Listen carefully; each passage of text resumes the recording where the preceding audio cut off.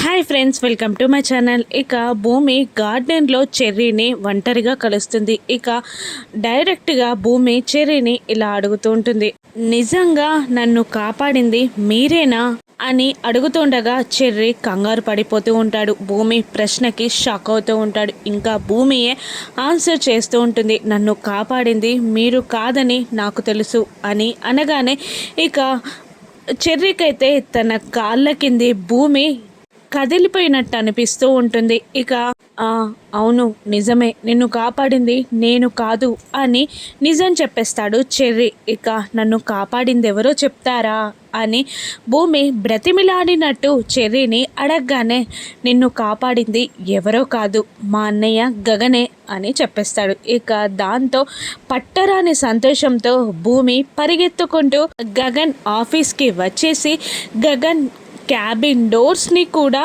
తోసుకుంటూ వెళ్ళి గగన్ని వాటేసుకొని గగన్ గుండెలపై వాలిపోతుంది భూమి.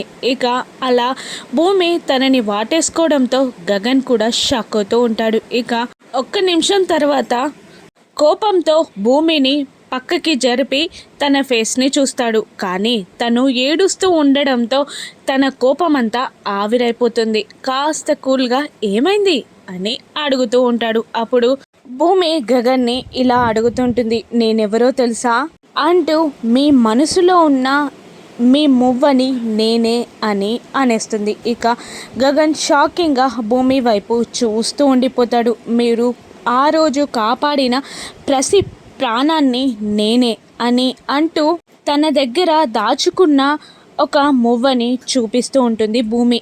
ఆ మువ్వని చూసి గగన్ కూడా ఏదో తనకి కావలసిన వస్తువు కనబడినట్టు ఫీల్ అవుతూ ఏడుస్తూ ఉంటాడు. ఇక మళ్ళీ భూమి ఇలా అంటూ ఉంటుంది, ఈ సంతోషం ఈ ఆనందం అన్నీ మీ వల్లే.